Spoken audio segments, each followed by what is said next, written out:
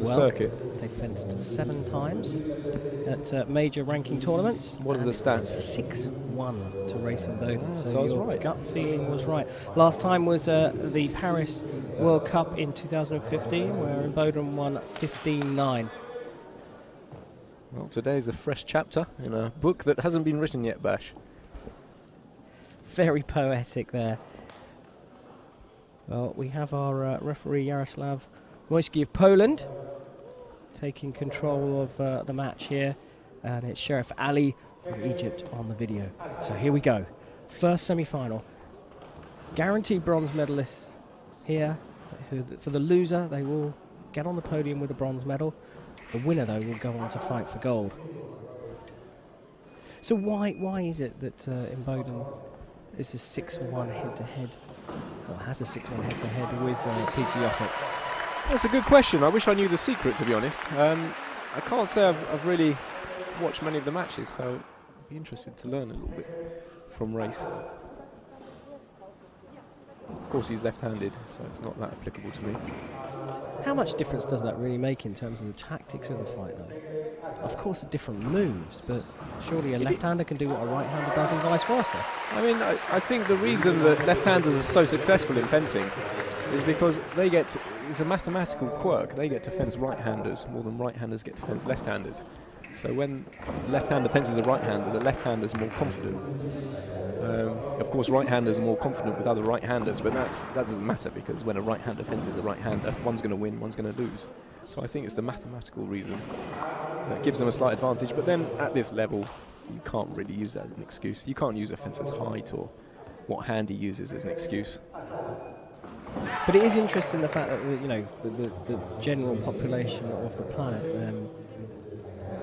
if you compare it against the fencing population, certainly at the elite end, there's a much higher percentage of left-handers in that fencing population than there are on average. That's true. I mean, I think 1 in about 7 people is left-handed, and yet they account for about 50% of the world and Olympic champions. One of the theories is that left-handers get a lot of success when they're young, so they're encouraged to continue, and then that filters down to the eventual winners of the Olympics and Worlds. Well, it's also the other interesting thing is when 2 left-handers come up against each other, that can turn into a bit of a scrap. Well, it can, and left-handers usually don't like fencing other left-handers. Yeah. But, of course, left-hander will win and the left-hander will lose. So, a bit of maths there tonight here in Bonn from Richard Cruz. Not just a foil expert, but also a statistician as well, by the sounds of things. Actually, we used to have a real statistician in the team, Jamie Kemba, and he was great. He had a maths degree, and he could always tell us, bits and pieces of stats throughout the fight. Very useful to have around. That's the British team you're referring to, of course. Yep. Am I right in thinking that Jamie Kemba also used his mathematical talents for financial gain? I think you're right. I can't remember. Heard he was a pretty good online poker player. I remember rooming with him a few times. He was on the poker for about 6 hours. But the ironic thing was, he used to play so much of it. When he worked out how much money he'd made, he worked out about £5 an hour minimum wage. So it wasn't really worth doing. Here Yockett is saying, I don't care if you have a 6-1 head-to-head with me, Rayson Bowden, I'm coming after you. But their Race had the line out, but he couldn't fix the point on the target. Parry riposte there, lightning speed from the German. I just wonder what was going on in the last 8 with Rayson Bowden. Maybe he was cramping up, maybe he's tired. I don't know, because he had a 9-1 lead and he just fell over the finishing line in the last 8. Maybe he's a little bit off.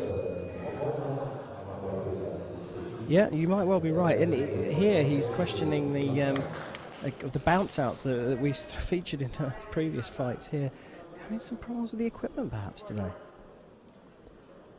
Well, I mean, it's sometimes your mind can play tricks with you.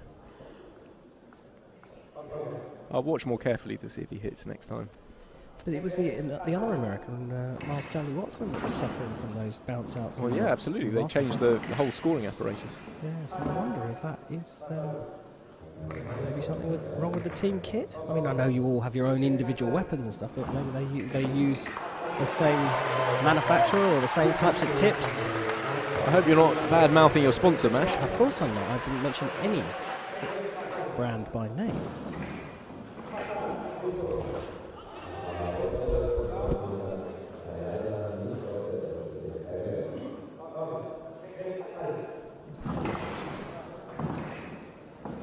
Oh, and that's an attack to flank by Racing Bowden. 2-6. Pacey match. Yeah, absolutely. The racer's got to be very careful the match doesn't get away from him here. A few more hits in the other direction and it's going to be very hard to get back into. Yeah,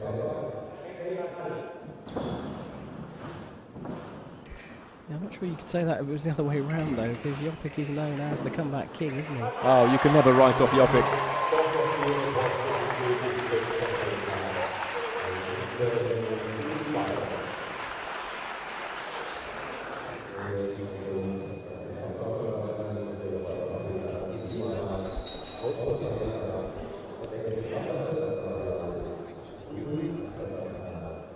Well, Racer changed coaches after the Rio Olympic Games. He now has the world famous Sergei Golubitsky in his corner. Yes, he was with Dan Kellner before that. And Dan was a bit unlucky because he didn't get to go to the London Olympics. And then, obviously, he started coaching Race, but then Race switched just before Rio. So poor Dan missed out on the Olympics either side. Oh, he's with Golubitsky now. Golubitsky won this tournament back in 1993. He knows what it's like to stand on this podium piste. So what a person to have in your camp. Yeah, absolutely. Let's see if he can make the difference here. Well, he's got his work cut out for him.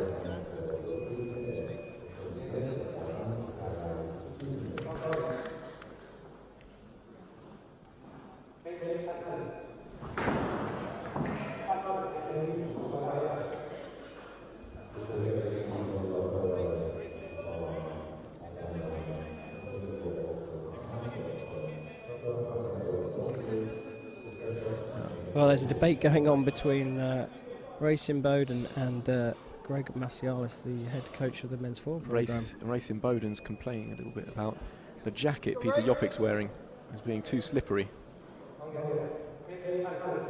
Really? You know, look, I know that they make shiny jackets and they are designed to, you know, make it more difficult to hit, but is that really going to make a difference? Well, you know, they were designed for that reason. But then they all have them, right? Well, no, Race's jacket's a bit rougher. His is a bit more abrasive. But Yopik's not breaking any rules by using the slipperier jacket. No. In Bowden should No, of course go and not. get one himself, right? Well, you bad-mouthing your sponsor again there, No, Mash? of course. I'm not talking about any brand at all. I'm talking the fact that Well, yeah, you're right. They're perfectly legal. What is frowned upon in the men's foil community is the use of chest plates. right. Now, they're actually perfectly legal, but they're obviously used just for an advantage because they're ultimately hitting a hard surface. So if you hit it slightly off the perpendicular line, you'll slide off. So that's frowned upon a bit. Does anyone use them? They used to. I think some of the Romanians used to, but in this day and age, I can't really think of anyone using them.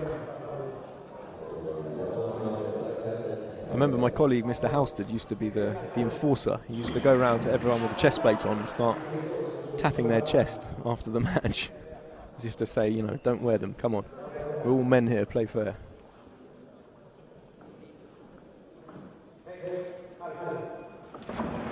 Oh, together one light. I think Yopik just bounced off the mask there. Obviously, if you hit a very hard surface like the mask, you're not going to get a light most times. Well, he finds the parry there, so that's going to be a riposte given for the German. I think Race thinks there was a hesitation there. Well, that's the quickest hesitation in history for me, because I think Yopik took the blade and...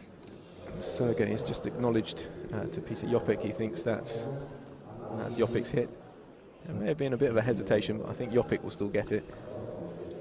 So yeah, if you find a parry, if you block your opponent's attack, which is what Peter Yopik did, then you have a period of time to land your riposte. And it's a question of whether it was too long or whether it was done in time. For me, it was done in time.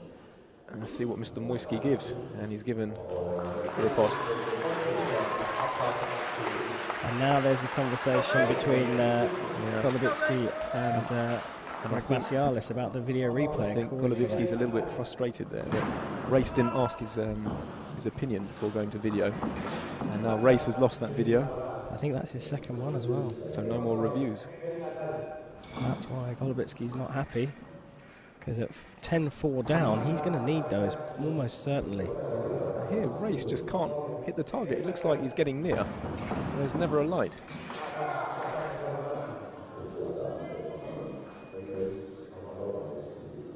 It's almost like he's just gone, well, I can't hit, so I'm just going to stand here and try and look good. To some extent, this is not usual from Racing Bowden, is it? Well, he's doing a good job. He's looking very good. The job is to try and get a gold medal, I believe. Oh, Peter's mask wires come off there. Let's see if they've spotted it. He did.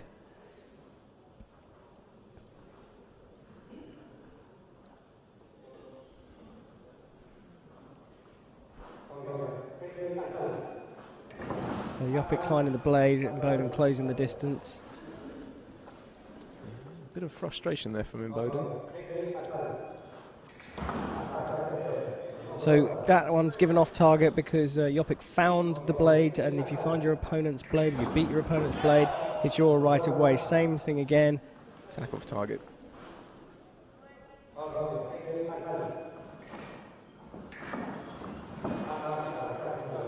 Now Race is the attacker, but he's landed off target, so no hit awarded.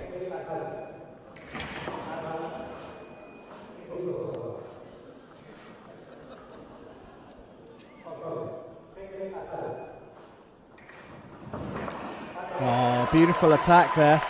Yeah, wonderful. Sort of almost coming down from a preen position at close quarters. 11-4. Looks like it's one-way traffic. Well, it was a 6-1 head-to-head coming into this, and at the moment it very much looks like that is going to be reduced to a 6-2, and Yopik is going to delight the home crowd here by going on fencing for the gold medal later on. That's Imboden's attack every day of the week, though.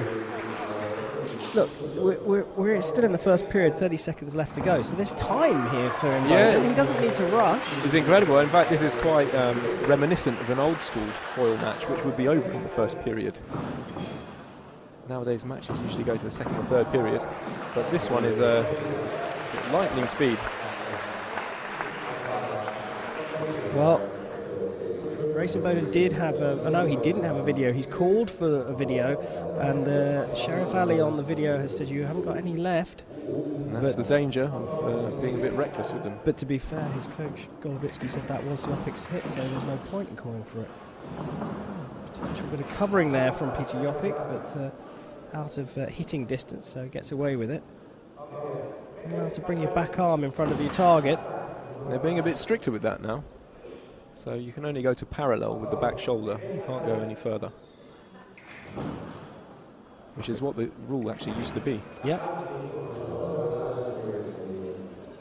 Changed the shoulder rule a few times, haven't they, over the years?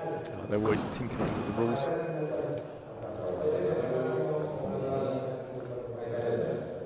And this is a bit man over boy here. It is, isn't it? And I think the head went down from Racing Bowden early days. I think that last hit was actually wrong. I think Yopik stopped, but Race can't challenge it, and I think it was checkmate anyway, so it doesn't matter. Well, 15-5, the German goes on to win.